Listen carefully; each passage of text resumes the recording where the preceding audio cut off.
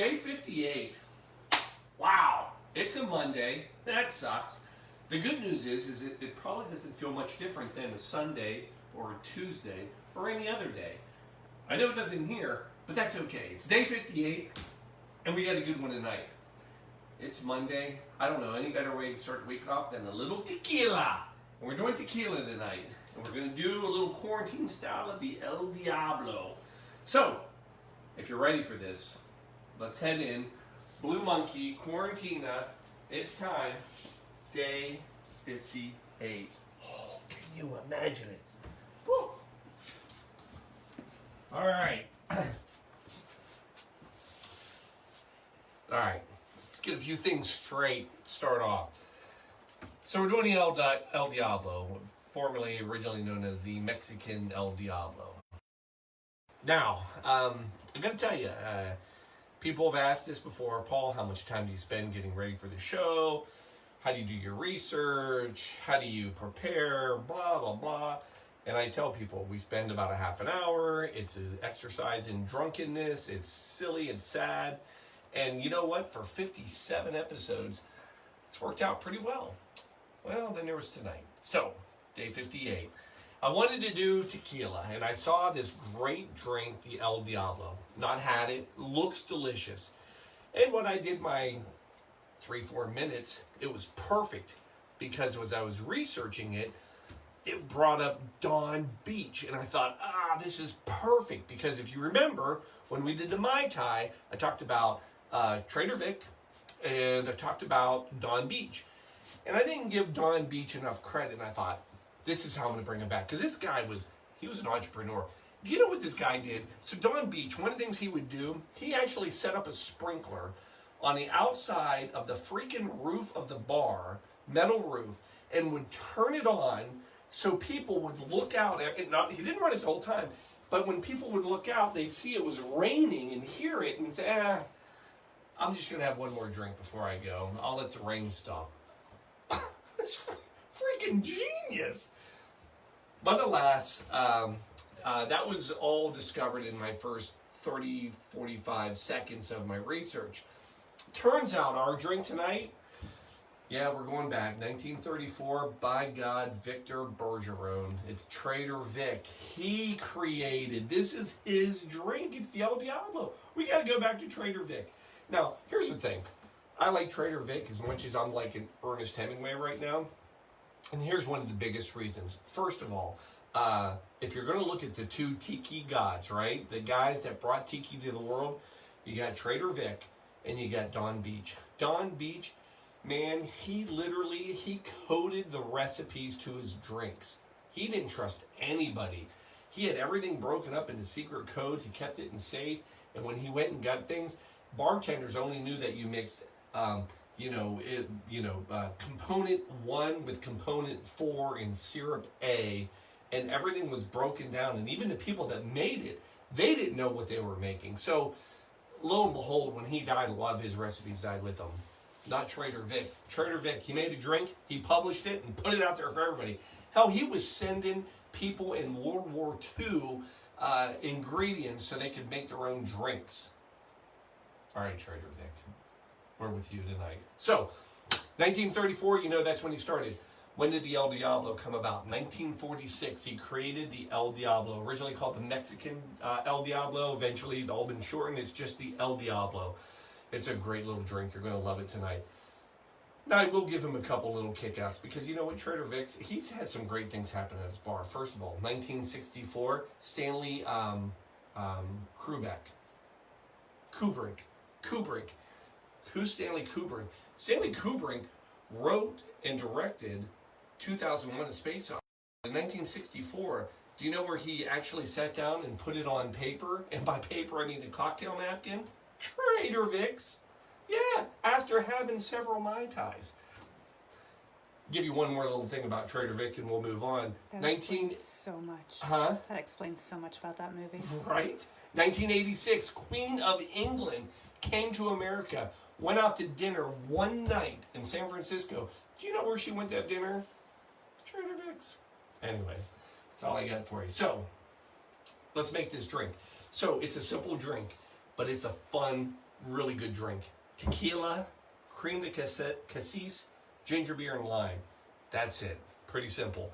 Now, here's the thing. The original recipe called for a Blanco tequila. A lot of people now, when they redo the recipe, they want you to use a reposado tequila. I'm getting into tequilas. Man, I wish I had. We need to just talk a little bit about tequila. I thought I had a little. Where did I put? Oh, hold on. Pocket guide. So I've got this little pocket guide for tequila, similar. I've got them in the same store, and I think it's important that we just take a second and talk about tequila, because people just think tequila is tequila. Basically, people think there's good tequila and bad tequila. No, you either like tequila or you don't. But there's a lot of things. So let's talk about tequila. First of all, tequila itself is broken up into two categories. There's 100% tequila, which it means a few things. It means it's from Jalisco, which is the main state in Mexico where it's made. There's 5 total states it can be made, but about 80% of it is all made in Jalisco. And it's blue agave, 100%, all. And the piña, remember the piña is the center part of the agave. When they chop everything off, it looks like a pineapple. And that they steam it to get it prepared. Then they also, other tequila, they have mixto. It's made in the same 5 states.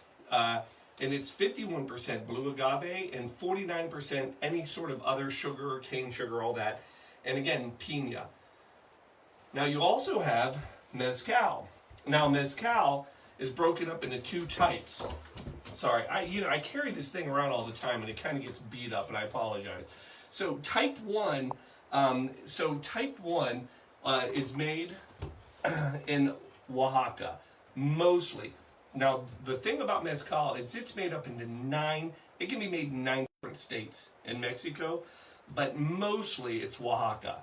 About 90% of all the mezcal that we get comes from Oaxaca. Now, here's the other thing, the agave they use. So, there's like 50 different varieties of agave. The main one that they use is Espain. And Espain, again, it has to be 100% of the same agave to be a type 1. And remember, the piña, in this case, it's not steamed, they smoke it. They smoke it. And then there's a type 2 mezcal, again, made in all 9 states.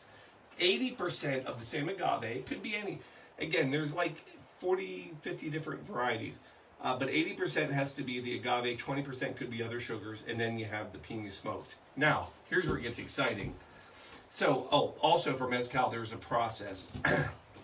Mezcal can either be made industrial, mainly, just think corporate, New World, it's processed stainless steel, all the fermenting done that, or there is ancestral. And that's where they use open pits, clay pots. And that still goes on. Now, here's the thing about mezcal. Don't think one's better or worse than the other. It depends a lot on other things. But those are the 2 types. Now, all the classes, there are actually 5 different classes of tequila, my friends. So, all right, 5 classes, folks. Here's what you got to know. First of all, Blanco. That is a clear. Blanco means white in Spanish. But it's known as clear or silver tequila. All it means is that it's unaged and it's basically directly bottled.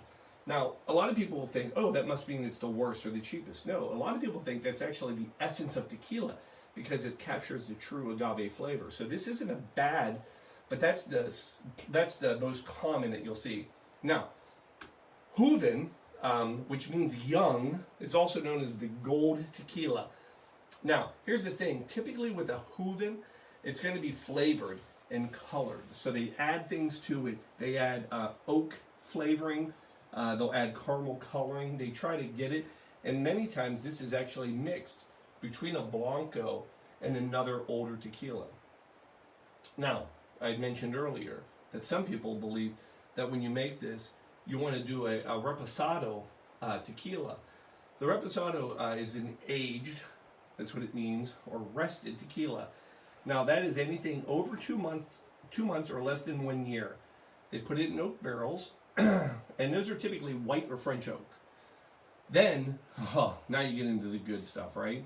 You go to añejo, all right? So añejo, which means old, now we're in oak barrels of over 1 year but less than 3 years. These are typically whiskey or cognac barrels. Only catch to this, it has to be less than 600 liters in a barrel. And then the last thing, now this is new, 2006, this just started, but they now have extra añejo, which means that it's extra old, ultra aged, and again, it's in oak barrels over 3 years. So anyway, this is what you need to know about tequila. Now here's the thing, tequila and mezcal, both can be classified like this. Typically though, mezcal, just so you know, mezcal is not, it doesn't need to be aged. So you typically don't ever see a blanco, but you will see a joven, a reposado, and an añejo rating on mezcal. That's new. So that's why they denoted it on this chart with the M's to represent mezcal. Again, these are great little handy things. I carry them with us. Shelby can vouch. We're out at a bar, and I'm wondering what kind of tequila to get. I'll just pop out the old handy chart, and then I'll know what to get. Now I don't have to think about it. I don't have to remember. All right, now that was your tequila lesson. Who wants a drink? I do. Here we go. What's the recipe? Pretty simple. Tequila, 1.5 ounces. And again, so remember the chart. So we know here we have, hold on, Jalisco. So we know this came from the right spot. They're saying it's tequila, 100% pure agave. So this all seems legit. And Blanco. So I know what I'm dealing with here. Now I lost track. So another one for Shelby. Now the next thing you need is creme de cassis. Now, what is creme de cassis? Look, a lot of people, matter of fact, we were at the store looking for this, and somebody said, oh, just grab a bottle of Chambord, it tastes better. Well, Chambord's different. So Chambord, which is kind of what a lot of people think of. Hold. That lovely little bottle with the little purple liqueur in it. So this is French, and it is berries. The problem is that it's raspberries and blackberries and a little bit of black currant. It's good. It's delicious. It's expensive. Creme de cassis. It's thicker.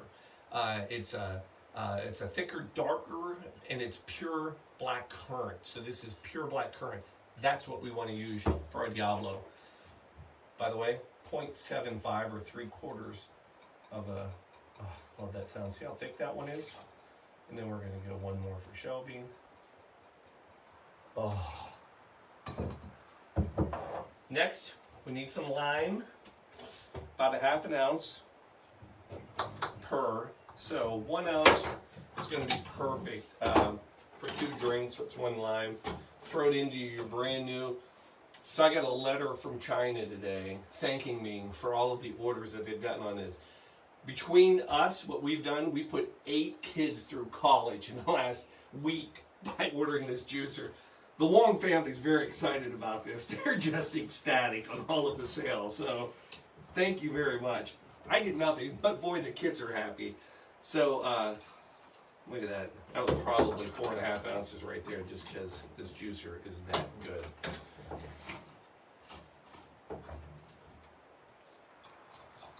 All right.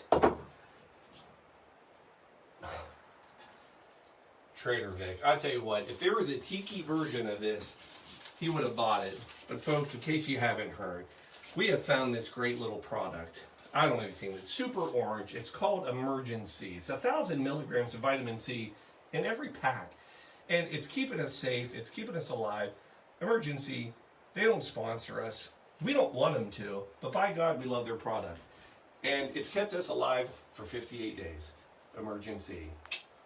And we're going to do a little bit of that because it's perfect in almost every drink we've done. Give it your shake. Nice and cold.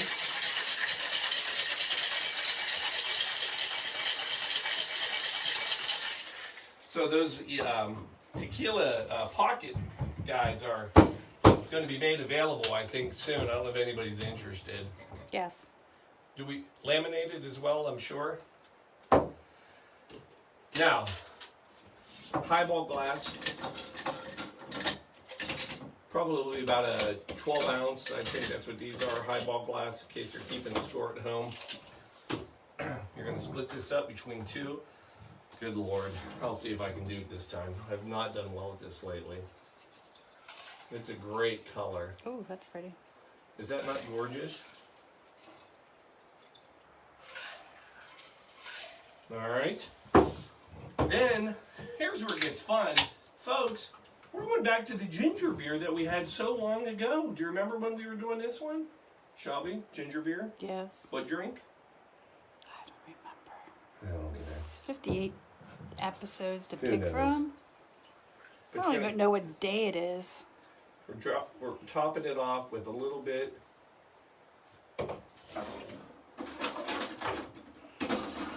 In true tiki fashion, let's get our tiki. Stir her out. Oh, I don't need. Oh, will it fit? We're gonna call it good. Got a little. Oh, that was not. They weren't. They did come as a pair, did they? Anyway, we'll do that. Now you gotta have a garnish on this bad boy. No drink goes ungarnished. I was reminded it was the mule. It was the Moscow mule that the ginger. Um, Thank you, everybody. the no drink goes ungarnished. I think I'm gonna make that a T-shirt. I think that'd be fun. You know, there's got to be a charity we can start with that, and then just boom, line wheel, right on the side. Oh, delicious. You know it's going to be good. I mean, it just looks delicious. I'll tell you.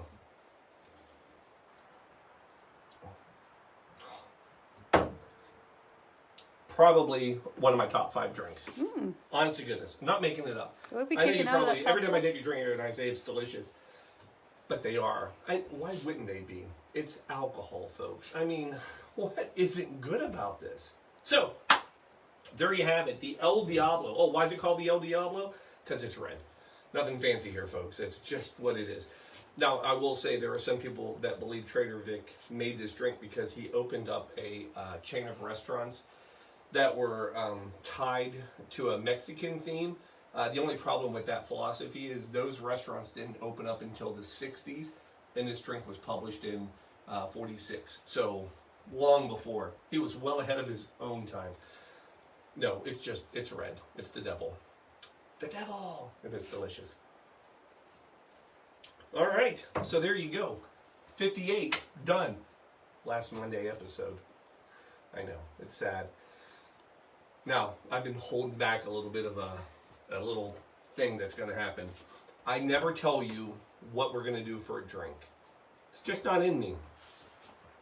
However, behind the scenes, there's been some fun happening for actually a couple weeks. So, a friend of a friend who told their friend about this show, who then told somebody else. Anyway, long story short, I get a message from somebody that says this: Paul, love the show, just watched it, and I wish you would do a drink from Kingsport, Tennessee. And I said, really? And we're, again, messaging back and forth. He said, we, if you don't know, are the creators of the Long Island iced tea. I said, my friend already talked about it. Episode 41. Go watch it. Well, he did. And then he came back and he said, that was fantastic. But you used the Long Island, New York recipe, not the Kingsport. And apparently, they have had a little bit of a spat between them for quite a while. And he has asked me to do the drink again. And by golly, they are going to live stream it and a watch party. We're going to, on Wednesday, we're doing this on Wednesday. We're doing a Long Island iced tea part 2, the redo, right? So it's going to happen Wednesday. and we're going to put it to the test, and we're going to see which one we like better. Please join. Literally, they're having a watch party. The whole town of Kingsport's on this. We're also, after show, we're going to go Instagram Live, and we're going to do the drink a second time, and we're going to have a little interview after that. Everybody's welcome. I'm going to make a drink of Long Island before I do to practice, so that'll be the third one. I mean, this is going to be good. Anyway, I don't talk about upcoming shows, but Wednesday's going to be a blast. I hope everybody can join us. And we're not even to Friday yet. Holy crap. Friday, I know it's the last one, at least in this series. We will figure out a way. If you have ideas of how we could do this, what, once a month? What do you think? Once a week? What do we do? Pick a night? I don't know. Somebody, if you have ideas, tell me. I've been drinking too much. I don't know what to do. But Friday's the last one. So let's enjoy them all. Cheers. Chink. See you tomorrow night, 7:30. We got a drink already. We're ready. Tuesday. Oh, episode 59. I love it. We're on our way. We don't know tomorrow's drink, but No. we know Wednesdays. I know so. Wednesdays. Oh, it's too... I don't know. It'll probably end up being another Trader Vic or Hemingway drink. That's all I know. Anyway, love you all. See you tomorrow night, 7:30, same time. Good night.